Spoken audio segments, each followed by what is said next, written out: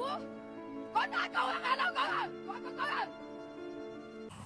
Astaghfirullahaladzim.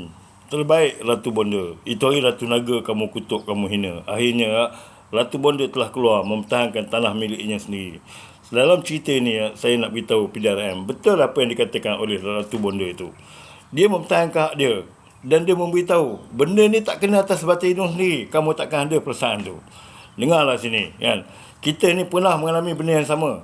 Satu bekas anggota polis sarjan yang pernah jaga PMX satu ketika dulu. Akhirnya surau yang dia dirikan dirobohkan oleh Majlis Perbandaran. Sampai hati diorang. Itulah bila dah berhenti dah pencen. Kemudian kita ni pula jangan dah pencen baru sedari. Jangan jadikan seperti mana yang kami nak beritahu ni. Dulu kami pernah buat perhimpunan aman di Padang Merbuk, di belakang Bukit Aman tu.